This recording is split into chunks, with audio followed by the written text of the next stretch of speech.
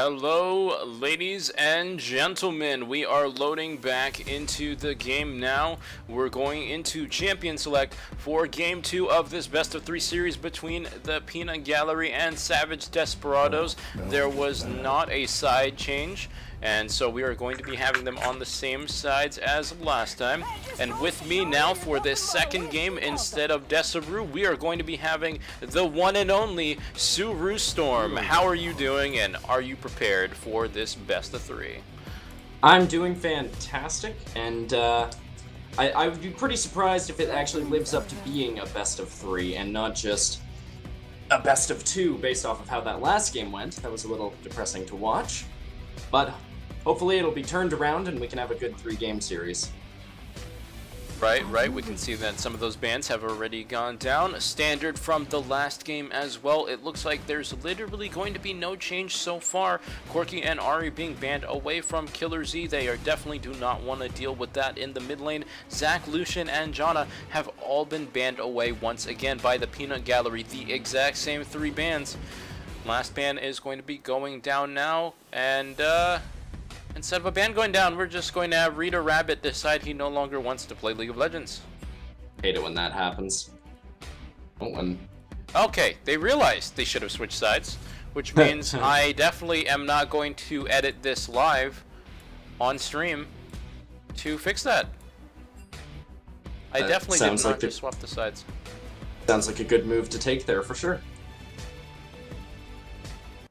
And we're going to stop that Champion Select music for a moment and have this awkward other music come back in. Hope you guys like copyright-free LCS recycled techno. Oh, getting back into the game. Get ready to swap that back around. Alright, back to Champion Select music throwbacks. And yeah, hopefully they just fire through this. Yep, they are quickly, and we can see what that third ban is out of the blue side. They had agreed beforehand they are going to go with a complete regular redraft. They're going to be banning away the same things again, so we're going to see that Zach, Lucian, and Janna banned away again. Corki and Ari banned away as well. And as you mentioned, we will see that third ban. Will it be the Syndra? Do they want to take that away from Killer Z after his dominant first game? Perhaps the Orianna, as they know Killer Z does enjoy a few shockwaves as well, or they might just opt to ban away the third mid laner they banned last game, which I will definitely remember at some point.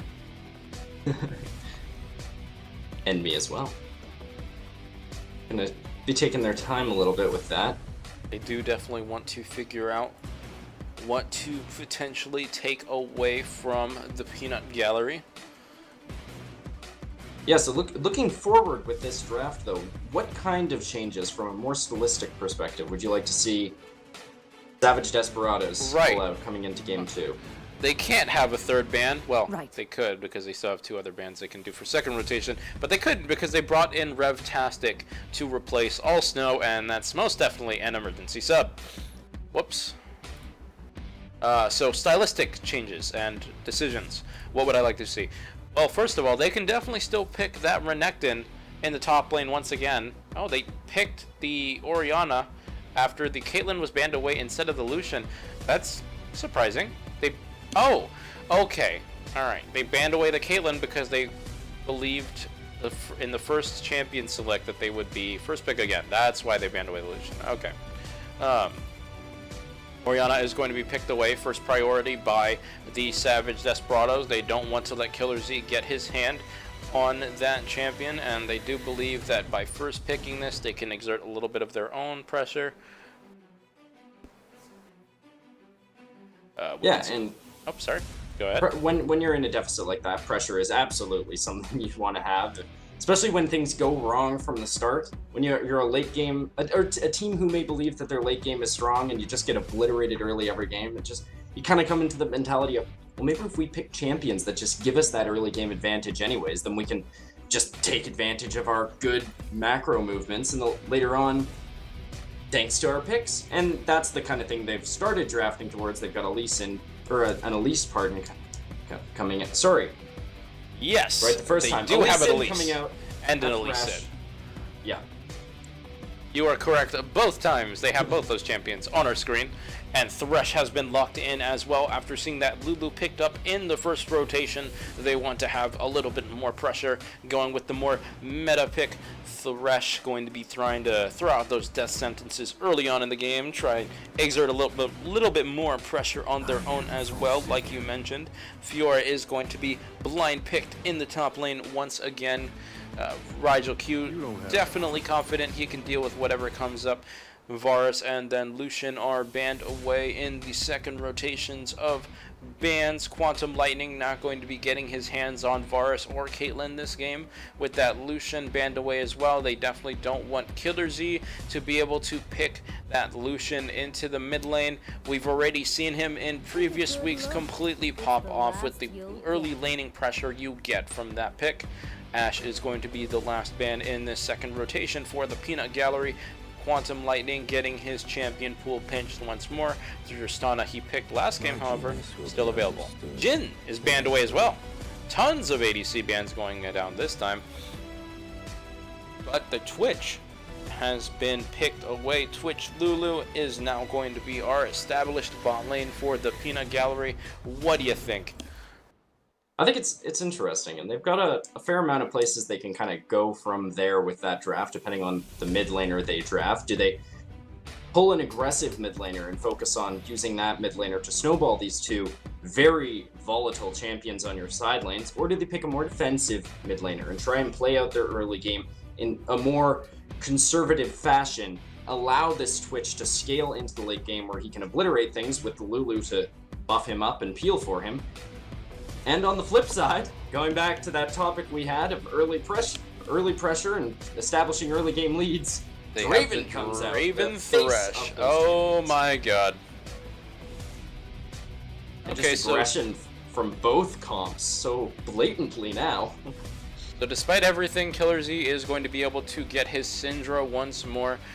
They really didn't manage to take away any of the successes of the first game from the Peanut Gallery. They still got the Fiora, they still got the Syndra, and Caitlyn was banned away by the Peanut Gallery themselves after Savage Desperados had no more bans. So really, in a lot of ways, this is the exact same comp as last game. However, I do agree picking something that can kind of help out this bottom lane and make sure the Savage Desperados can try and kind of get an advantage early on is of the utmost importance. Twitch Lulu is not supposed to win that 2v2 by nature, but if they do happen to win it, whether it be by pressure or by some kind of mechanical misplay or outplay, that's going to be very, very bad. You do not want this Twitch to start scaling up against this team composition. You want to get that Draven ahead. He wants to get those early stacks cashed in. And with that, we are going to be loading into the champion select after the spectator delay. These are going to be our picks and our composition for game 2 of this best of 3 between the Savage Desperados and the Peanut Gallery. And on that note of you not wanting to let the Twitch get scaled against this Draven, the other way around. You want to accelerate your Twitch and not let the Draven get ahead. But the bot lane is so fantastically volatile. You can expect so much action and jungle attention coming into that area. Plenty of focus on Drakes. The elemental Drakes and how they spawn could mean a lot for how later stages play out in this game. And it's going to be interesting to see how these early skirmishes that there will almost certainly be will play out, and how Mystical Rogue will respond to this kind of awkward laning phase he's got into the Fiora, and take advantage of Galio's advantages to complement his team. Right, and really it's going to come down mostly to execution for both of these teams. Despite the Peanut Gallery having a very dominant game 1 and really a very dominant season overall, mistakes can be made, and we really just have to see how they execute this composition. They have the lane dominance in the top and mid lane like they desired. They do have an even matchup in the jungle as well. Lee Sin and Elise considered 2 of the strongest early game junglers. They really want to get in there, provide all that upfront burst, that's mobility, right?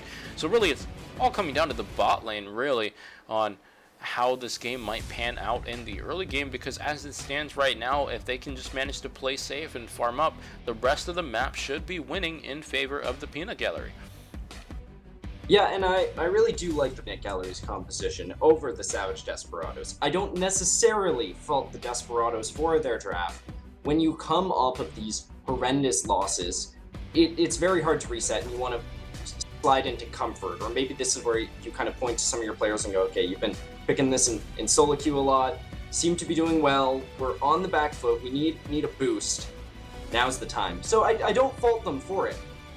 But not only is it inherently incredibly risky, but you have the Peanut Gallery with this phenomenal mid-game 4-man teamfighting comp to hold lanes and absorb the pressure from this 5-man kind of pick comp that Savage Desperados have, while the Fiora starts scaling and split pushing. And because she's into Galio, she has the split push pressure right off the bat. You don't have that usual time she has into Bruisers where you're waiting for her to start to win the matchup into Bruisers. She's winning it from the start. And so it will be hard for Savage Desperados to start to pull ahead, but due to the natures of some of the champions in this game, if they can get a lead, it can be very explosive and shouldn't be too hard for them to fight against this compositional weakness that they have.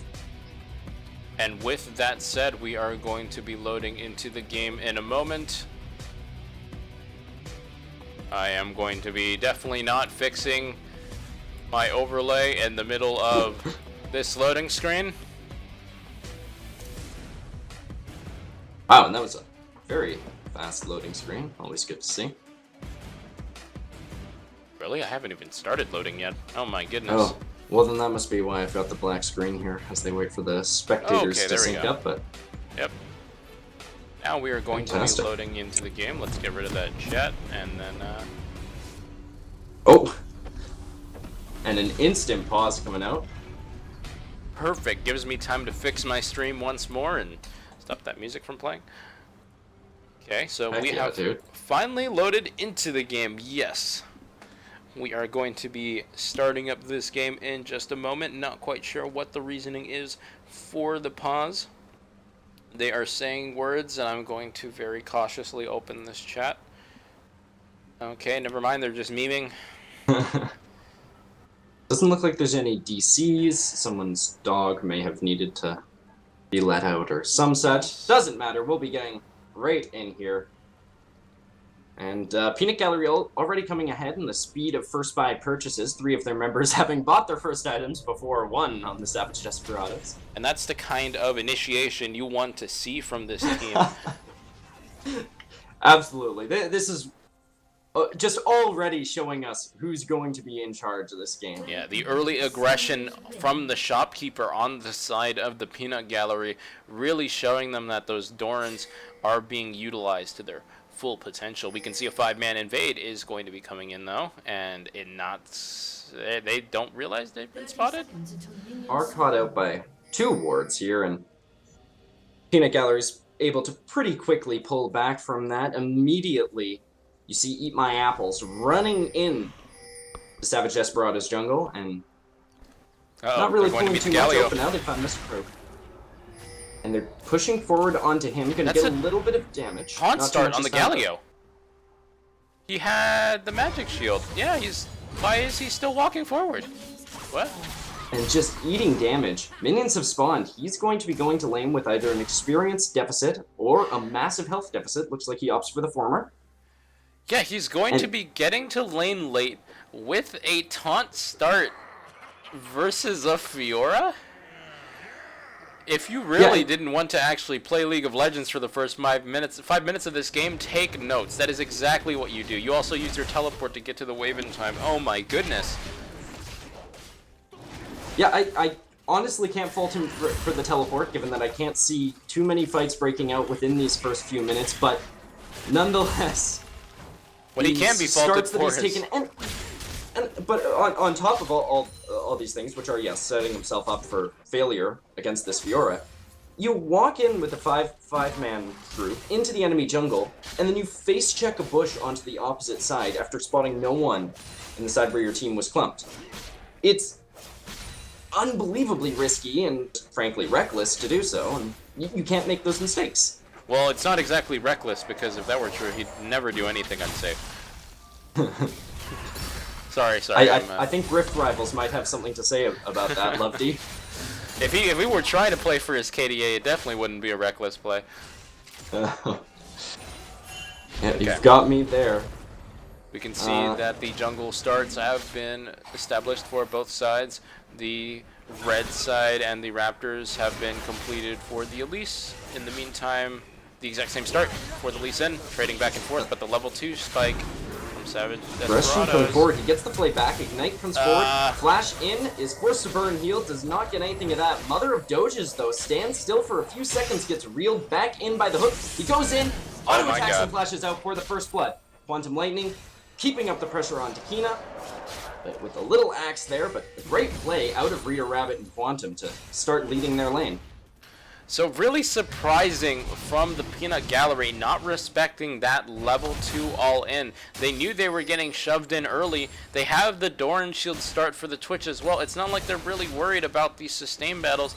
Just back away, lose a couple minions worth of XP, and then you'll be fine. Oh, they're going for the dive, though. Takina is quickly obliterated, but is able to take down Rita Rabbit in the process. Possibly a little bit overzealous, and the kill doesn't even fall onto the Draven. That's the blast cone taken by the Elise. She's still coming to the bottom side of the map, and directed camera will eventually show me that. Eventually. No, it won't. We're watching Fiora farm. Looks like nothing came of it, though. Gets a little bit of damage onto Quantum Lightning, who's able to very safely recall afterwards. And Revtastic's going to follow his lead in the mid lane. You can see CS advantage already going over to the to the Fiora. She still has the TP available as well. She runs in front of the Justice Punch, taking a little bit of damage. Trading going in favor of Mystical Rogue fairly substantially. Right, and along with that, we can see that's just the first stack of the Corrupting Potion being procced by the Galio. He's actually managing to win these trades. This is supposed to be a Fiora-favored matchup as well, because Galio doesn't have a lot of that mobility to really kind of influence how those vitals are going to be procced by the Fiora. He does have some decent damage going back into the Fiora, but his CC is very projected as well. It adds a lot of counterplay for the riposte. Oh, we have a gank in the mid lane, though. Eat My Apples going in. He gets the cocoon onto Revtastic. Instant cleanse comes through. Now inside out, he wants revenge. Some trades are going up in the top lane. Finally, Reginald starts to take an advantage over Mystical Rogue. Nothing comes of the gank in the mid lane in terms of a kill basis, but Cleanse and Flash burned on the Revtastic. Yeah, they managed to take away both the summoners without having to sacrifice any of their own, and we can see that Killer Z is still exerting so much pressure in the mid lane. She's already got a 12 CS advantage. That wave going down means it will go down to a 8 CS advantage. Or nope, he missed 2 of the CS. But in the top lane, we can see a little bit of a confusing trade. Galio does manage to get the better of a few trades. He loses one trade and immediately backs away for fear of his life. He doesn't even have enough gold to back away for full item, and he still had 1 stack of Corrupting Potion available to continue to sustain in that matchup. Now he's going to be even further behind. Yeah, and while we were talking about trades going in favor of Mystical Rogue, it doesn't matter. Rita Rabbit, he gets the hook onto Kina. They're pushing forward. Polymorph comes through, is going to prevent a lot of the damage, but Kina's still getting pushed very far back in the lane. And we can see like one of the greediest starts you could possibly go. Doran Shield into Cull on his first back. He wants to just kind of scale up, but that's really not going to help him stay alive in this 2v2 matchup. Lane's been shoved up, Elise is coming around the side. Possibly looking to counteract some of this aggression that's been going down. Rita Rabbit and Quantum Lightning are completely unaware. He's just waiting for an opportunity. Decides to back off. What? I don't understand. They had the control ward, they had the ward in the try also. They knew this was a 2v3. They just back away? They had the heal available too, no ignite. Huh. Well, they decide to play it safe. They realize that the top... Very safe. The top and the mid lane are doing fine, so they feel, alright, we'll just continue to scale up. We'll do our own thing and maybe farm a few camps or creeps. And very lucky vitals spawning for Rigel there. It's not lucky, it's calculated. All Fiora players would be offended by hearing that there's any form of RNG to their champion. Oh, and invade onto the red buff. Elise doesn't follow through with it. No commitment. Not gonna connect. Eat My Apples pulling back again. fine to just continually establish himself here and there and poke forward and let his solo lanes continuously win. A little bit risky into a Draven lane, though. He's really not committing to any of the early plays he could potentially make. I'm a little confused, honestly, because he's got some definite pressure he can exert. He even goes the Chilling Smite instead of the regular established Smite Stone to try and make some plays, you know, a little bit of extra CC for his ganks. He doesn't opt for it, though. Doesn't commit to the bottom lane gank, doesn't commit to the red buff invade. The caution with the red buff invade is sort of understandable, especially with the Lee Sin starting the skirmishers. It makes it very intimidating to take that kind of action. And both junglers off out of the Smite Stone. Oh, more trades on the mid lane. Oh, another hook lands through, plays him away from his Draven. They're more than happy to just chunk out Kina and continue to farm up. Ignite's going to be up very soon as well. Looks like they're not going to be punished for not having that summoner spell. Invade in the top lane. They want this blue buff. Gets the stun onto RevTastic. Not going to do too much more with it. Command Protect is coming through. Lee Sin's invading the blue buff on the opposite side. Push off. Eat My Apples did come away with the blue buff, not opting to get it over to Killer Z. Inside out Oreo, though, doesn't want the blue buff. He wants to start snowballing his Draven. Waiting for the wave to push into turret here. Level 6 just hit by the Twitch. They're going onto Mother of Doges. Hook comes through onto the Twitch. A lot of damage coming through. It goes back for the knockup. Quantum Lightning, he's getting damage onto Kina. Kina and Mother of Doges are so low. Finally, inside out Oreo, able to donate a kill to the Draven. Is able to get away with the Lantern. Oh, they're caught. But it's not going to matter when Eat My Apples and Killer Z are coming to clean up. It's only a matter of time before they can chase down this Draven. He's out of mana. He hasn't taken damage in a while. He might be able to get out. He might be able to execute, but at the last minute, the Repel comes through, is able to put some damage on him to have him die to that turret. They were doing so well, too, in that bottom lane. They were pressuring the Twitch. They really wanted to cash out so badly, though. But in the end, the Exhaust manages to come down perfectly onto the Draven as he throws his ultimate. Almost does no damage. They both splash away from auto attack range from the Draven, and he doesn't full on commit. He flashes away instead. Lee Sin was forced to re-engage just to try and pick up one of the kills, and they wound up getting punished for it. Now that's a very secure actually, it's not a gold lead at all. The gold lead's actually in favor of the Savage Desperados, surprisingly enough. That CS deficit and gold deficit in the bottom lane proving to be huge. Already, Death's Dance completed for the Draven as well, with the creep wave now approaching him. They were able to get that first kill onto Quantum Lightning, and that is the entirety of the gold difference that you're seeing. Quantum Lightning is currently 1,000 gold up over Kina, thanks to that Draven passive. And just to continue talking about that dive, it was really nicely played by the bottom lane of the Peanut Gallery. Especially Mother of Doges, perfectly using the shields and the wild growth to keep it going for as long as possible and giving Eat My Apples and Killer Seed the time to come around and clean it up.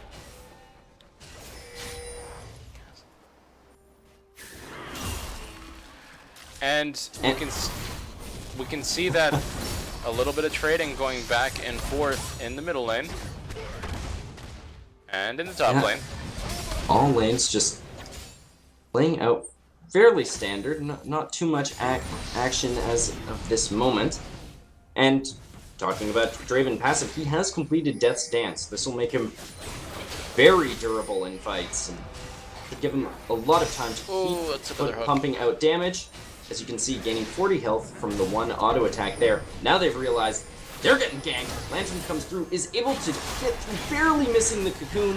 Eat My Apples, Killer Z, he gets the drop onto Quantum Lightning, is able to take him down for a killing spree. Mystical Row taunts Riser Q under turret, is almost able to bait him in there. Nothing will come of that. Now more action on the bot lane. They want to take out Reader Rabbit as well. Doesn't look like he's going to allow that to happen, but they will take the bottom turret and secure themselves first sprint. Assuming mid lane does not get it first, but I think you're right about that. They do wind up giving all of... No, they didn't manage... Oh, no! Lulu was just close enough to not give all the gold to the Twitch. Oh, that's a little painful, especially considering how rough of a laning phase this Twitch has had. They do manage to get the mid lane tower in return. Now we got a 1v1 in the top lane. He needs to proc that far tower. Mystical Rogue walking into the wall, preventing the ultimate from coming through, is able to get the solo kill onto Rigel. Fantastic bait out of Mystical Rogue. That was the definition of greed right there. He wanted to really proc all those vitals, and he opts to go for the last vital that could potentially be blocked. Really, the way Galio is currently positioned, this is something that more advanced Fiora players will take note of. When you see the vitals and you see the position of your opponent, you kind of need to start planning ahead of time. You can't just take the vital as they appear. You need to plan how you want to position. You want to basically corral your opponent into the most optimal position for you to hit those vitals. So when you decide to go for the right vital at the very end, when he's hugging that wall to begin with, he just winds up overcommitting for a vital he literally cannot get to. Definitely a little bit of bloodthirst, preventing him from getting a kill there. And bot lane continues as the trend has been. Lots of damage coming through onto Peanut. Now the exhaust comes through and the tower's onto him. A death sentence lands onto Mother of Doges, but it will not be a death sentence as Killer Z comes in and gets the kill onto Quantum Lightning. Now they're chasing down Rita Rabbit. Damage is coming through slowly but steadily. And Syndra Things comes through for the win. I mean, at that point, I don't even know why you decide to flash. You're absolutely caught. The ghost is still going on for the Syndra, and there's no tower to fall back on. Really, you just wind up burning a flash for nothing in return. You get already full-on committed. Yeah, looking a bit savagely desperate there, Rita Rabbit, but may turn it around as the game goes on. One Desaru pun comes out, another one comes in. I am his protege, what can I say? Some now Revtastic and Inside Out Oreo, they looked for a roam onto Q, but left the turret open. A lot of damage comes through as a result of that onto their tower. They want to commit for this though. Ball goes on to Lee Sin. Going in, Cocoon stops Inside Out Oreo from getting anything, but a death sentence comes through onto Killer Z. Tons of damage being loaded onto her. Scatter the Weak almost gets her away. Now, Command Speed Boost goes forward, and Inside Out Oreo is able to pick up Eat My Apples. Both Killer Z and Eat My Apples were not willing to use their flash until it was far too late. Just burn the flash. There's no reason not to. You guys are already going to be starting to exert this pressure. There's a 2v4. There's really no way to turn it around. And now we can see with those two deaths, they want to go for the Rift Herald pressure on the mid lane. Only Fiora is in position to try and defend this. Yeah, and Fiora not being the greatest possessor of ranged wave clear, not too much she can do into a 4-man ball of people. We're approaching with a Rift Herald, and they're not going to commit to getting anything more with that. They're satisfied with the one inner turret in the mid lane, opening up the map for them a lot, and they may look to take Cloud Drake here. If you manage to have a 1,500 gold lead secured for themselves, this is just the Cloud Drake. I don't know if they want to full-on commit for it. Okay, the full aggressive flash forward from Kina is able to but Inside Out Oreo is able to quickly safeguard out. Now a lot of damage comes through to finish him off while Kina quickly obliterates Rita Rabbit. More action is being pushed onto Revtastic. Mystical Rogue though, he does not want to allow this to happen. Now the grand challenge comes out from Rigel Q. Mystical Rogue attempts to ult to save his mid laner. Doesn't look like he's going to be able to, and he will go down next. Killer Z. A quick 4 for 0 going in favor of the Peanut Gallery just as things were starting to look close. Oh boy, see, that's just an overcommittal. They wind up backing away. They realize that it's too dangerous to try and defend, trying to take this Cloud Drake on their own, but at the same time they back right in front of it. Oh, we might see another flash forward from an ADC though. Draven's kind of posturing around the corner. The Ghost is going. They see where he is. Oh, it's too late for that, buddy. And he's in a bit of a sticky situation. Killer Z, he does miss the Scatter the Weak stun. Quantum Lightning, he's going to try and lifesteal his way out of this. Tons of damage coming in onto Killer Z. Now he's moving on to Mother of Doges. Death's Dance is not able to keep him alive, though. Cocoon comes forward onto Rita Rabbit, and he is wiped off the face of the earth very quickly by Eat My Apples. Inside Out Oreo, he's coming in. He's late for anything. Misses this sound wave. And is unable to get anything. Oh, no. Revtastic, though, he wants a part of the action. Team Savage Desperados walking in one by one. Shockwave is able to pick him 1 kill at least. This time able to pull out 1 kill.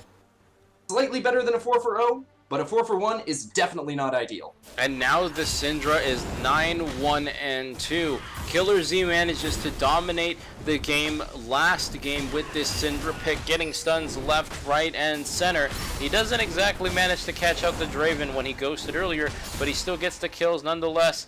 Realizes he can't solo a Cloud Drake, and he's just going to embarrassingly back in front of the entire stream. But nonetheless, fantastic performance. These are the things that you want to have happen in the non-stream games where there's no replays available to the general public, so you can go, yeah, baby, I got 9-1-2 in a regular season game, and there's no one to point out. Oh, hey, but what about this awkward moment too? Anyhow, now he goes back and he gets to spend the 2,600 gold he's been sitting on, picking up a Beyond Try's Torment. Should help him shred through the Galio and the Lee Sin as both of them continue to get more and more tanky. Now, Mother of Doges and Peanut, they're looking for some action onto Revtastic. Spray and Pray comes forward, and the Expunge is able to clean him up very quickly. Now the snowballs started on the Twitch as well. We can see that despite them having a 1,500 gold lead at one point, Savage Desperados has completely thrown that away. The score is now 17-8, and the Peanut Gallery are now in a very secure 4,000 gold lead. Oh, yeah, a little bit more catch looks out. To keep growing as Killer Z catches out Quantum Lightning with an unleashed power. And it's starting to flow into a very one-sided game. Oh, nice! Manages to riposte the Justice Punch, get another stun onto the Galio. Some favorable trading for her, especially considering she's got that Ravenous Hydra to keep her sustained up. The Catalyst and the Corrupting Potion, however, for Galio are going to keep him relatively healthy as well. Not nearly as much sustain as Lifesteal might provide, but he will be able to sustain himself until he gets ganked by two more people. Venus coming in onto Mystical Rogue. Lots of damage being loaded onto him. Expunge should be able to clear this up pretty quickly. He doesn't have the mana for it.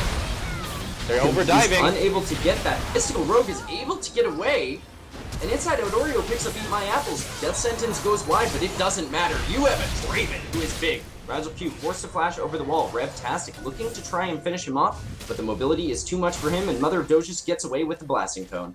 I would have liked to see Revtastic go for that play as well. He had the Shockwave available. He was just a little bit too slow playing reactive instead of predictive. Definitely could have caught out the Fiora too. Only way she could have survived is flashing over that wall. But they do manage to get 2 kills for that overdive. They keep the Galio alive as well. In return though, a lot of pressure in the bottom lane. Yeah, and now they're being forced to defend this as well. Summoning 3 people. Not going to look to pick off Killer Z though. Gonna look to defend it and try and pick up the outer turret in the top lane for their troubles.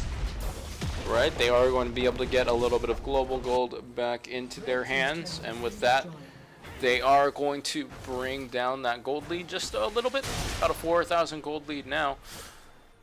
Now, let's look at item builds. Let's talk about some of the spikes we can be seeing from both of those teams. Despite Draven managing to complete his Death Dance on, what was it, his first back, he has gone a little bit off the deep end with his build since then. Wow, that is a ton of damage onto the Galio. Killer Z loading damage onto the Galio. Unleashed power comes out, is not enough to finish him off. Gets away with a sliver of health. It's a no magic mantle. See, Deficio, you were wrong. You can fill up all your item slots with mini items instead of control wards. Control wards wouldn't have kept them alive there. But in return, Flash one of the many reasons why NA is greater than EU. Exactly. The Flash was burned on the Galio, however, that's going to be another playmaking tool that is removed for the next 5 minutes from the Savage Desperados, and another tool they will not be able to use to try and come back into this game.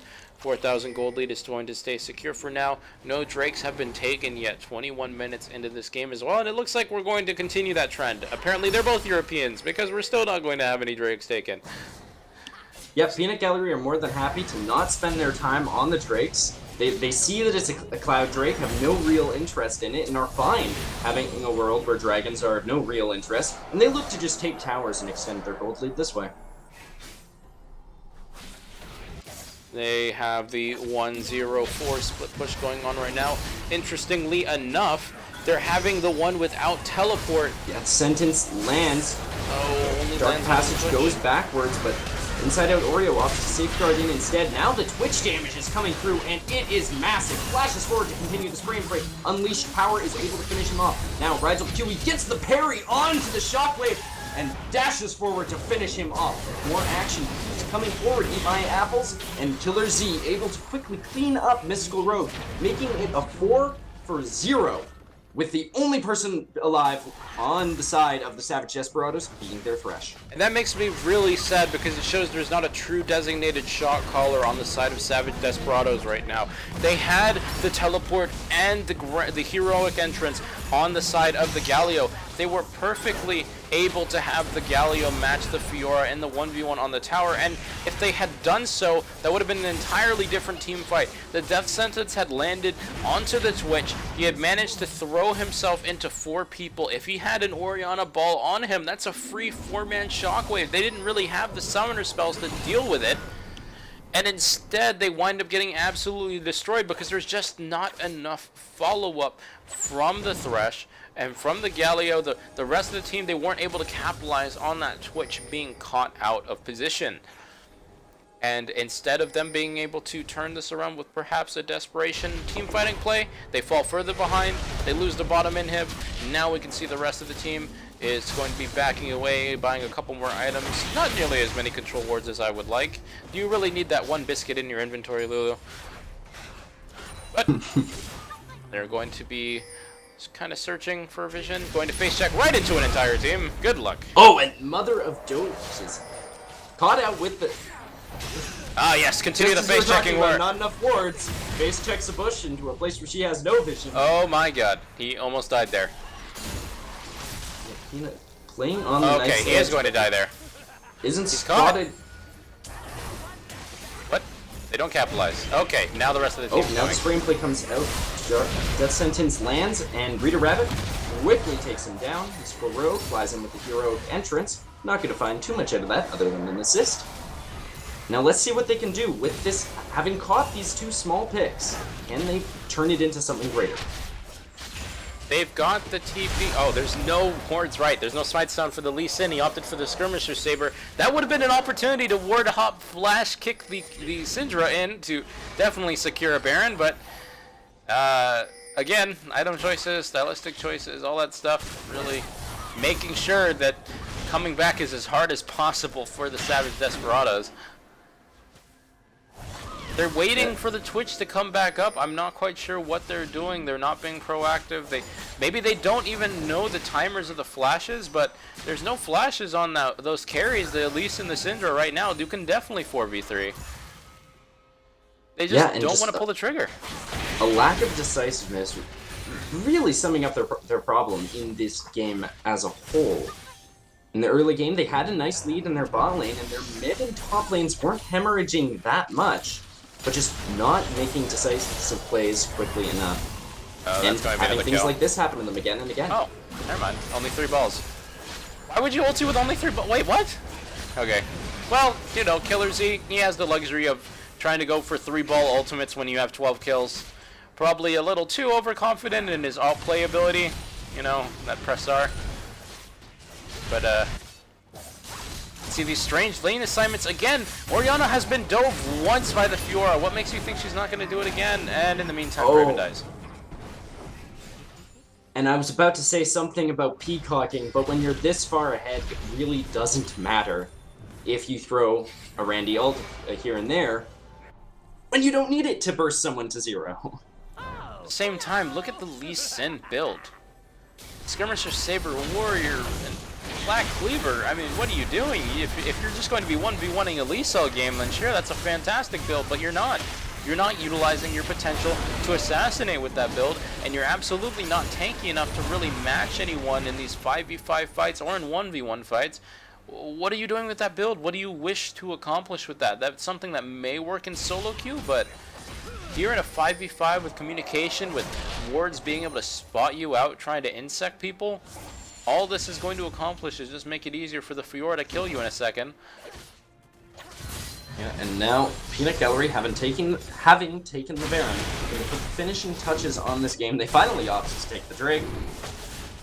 Could be able to clean that up pretty quickly and then move on to the base. Alright, they do finally get the win Drake. It's only, 27 minutes into the game, and we have our first Drake of the game. And Looking with the way they're at... playing, that win Drake should be fairly beneficial. They've been moving around an awful lot, and should help to complement that a wee bit. I'm really wondering what these slots are being used for. I see one control ward. So sad. Vision has definitely been a big problem in all of these leagues. From what I've seen, even as high up as the Phoenix League, that problem just continues to happen. People get a little bit greedy. They realize, well, you know, I've got 400 gold, I've got 500 gold. I'd rather have a no magic mantle or a longsword rather than have a couple control wards. And really, why control wards, guys? Yeah, and you can maybe afford to a little bit of action here. Doesn't look like too much will come through with it. Dark Spheres go wide. And a Banshee's Veil saving him there. And what you can maybe afford to make that call once or twice on your team, when you have 5 members continuously, again and again, making the call for maybe getting that cloth armor, or the no magic mantle, or my longsword over the pink wards, it adds up, and your vision deficit gets very large very quickly. And not once this game have we seen them utilize the Lee Sin delivery ball system. They're not having the Lee Sin dive in first with the Galio and the Orianna ults following up on him, and instead we're just going to see them get split pushed to death. More members are taking the mid inhibitor right now. Twitch is committing instead. He wants that kill. Spray and pray, he gets a lot of damage, but isn't going to be able to close out any kills, just establishing some pressure as they look to make it a 3 inhibitor lead. Lots of damage coming through. Dodges the death sentence. Despite not getting any kills with it, I definitely like the way he used that ultimate. He pressured them away, and now they're going to be able to secure all 3 inhibitors without a problem. And with all the minions that are flooding into the base now, they can definitely start hitting these towers while they're distracted. They're team fighting right now, but I can't really tell what the hell's going on. Yeah, Kina definitely looking good in the past minute here. Gets a lot of damage out before that last fight, and then Fancy puts his way out of the death sentence. Now a 4-man taunt comes through from Mystical Road to initiate the fight. It's finally looking good for the Savage Desperados. They're pushing forward. Lots of damage coming out of Quantum Lightning. He's shifting on to Mother of Doges, who is quickly taken off the map. And a 1-for-0 in favor of the Savage Desperados, finally finding the engage they need. A great play for Mystical Rogue to start that off. Right, but it's a little too late. They had already committed with the Dragon's Rage from the Lee Sin. There's no shockwave available. There's really no follow-up. They get 1 kill for it after losing 3 inhibitors and their Nexus towers. I mean, yeah, it looks nice if that's all you were going for, but really, it's so late in the game, it does manage to buy them a little bit of time, but they don't exactly have the greatest team when it comes to wave clear either. It's going to take them forever to clear these double super minion upped minion waves, and it really just gives the Peanut Gallery extra time to prepare their final push. Yeah, these waves are going to be crashing in bit by bit. The super minions really adding up over time, and it gives freedom for things like Rigel here, going into a 1v3 and just confidently getting damage onto the Thresh. Look at that build. What? You have Banshees! You just flat. What? Okay, well, anyway, we see the Twitch is invisible. Spray and pray is back up. He immediately unleashes it onto Quantum Lightning. Goes down instantly. More damage coming through. Rigel Q onto Revtastic. Ina does get kicked in, but it doesn't matter. He's too far ahead, and the Lulu's there to save him. I don't know, kicked in is the word I've used. Putting finishing touches on this game. A quick and dominating 2-0 out of them. Alrighty, so that's going to be a quick 2-0 by the Peanut Gallery, a dominating game 1, and then really just out-mechanicking the Savage Desperados there. That is absolutely a word. And really, they just devastated them in this best of 3. First game, out-rotating them as a team. Outplaying them as a team. Second game, well, you know, we can kind of disrespect. We're going to wind up winning it anyway. We have the stronger picks. We have the better mechanics. And we're just going to brute force this fight. And they wind up getting it. just indecisiveness across the board for the Savage Desperados as well. They didn't want to commit to ultimates. They had all these playmaking tools available as well, but really, Rita Rabbit was the only one going out of his way to try and establish some kind of comeback. And the bot lane from Savage Desperados really being the shining light throughout the game. Their biggest problem, as it appeared, though, was, as we brought up earlier, the apparent lack of a distinct shot caller. They're very clumsy in how they move about, how they pick engagements, how they're aware of cooldowns. They need a FlyQuest High on their team. I don't know if High would have been able to recover that game either, but at the end of the game, I know everyone likes to look at damage stats because apparently that's the only stat that people like to look at. So here you go. Surprisingly, no way we could have ever predicted this. Killer Z on his Syndra managed to deal the most damage this game by quite a large margin.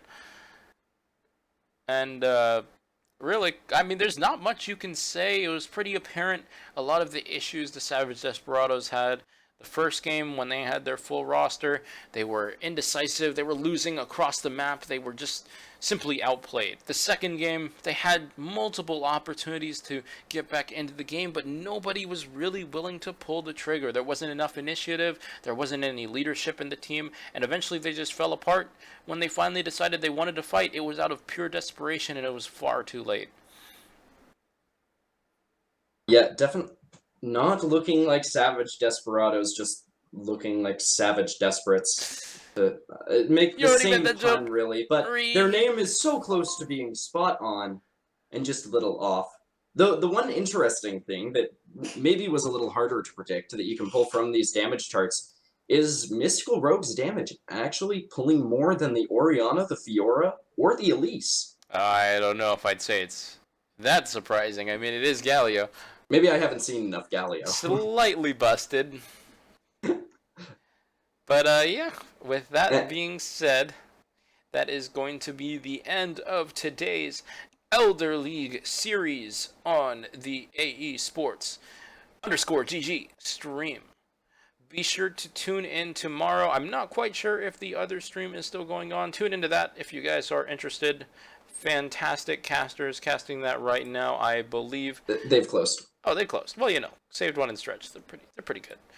They're pretty good guys, yeah. Yeah.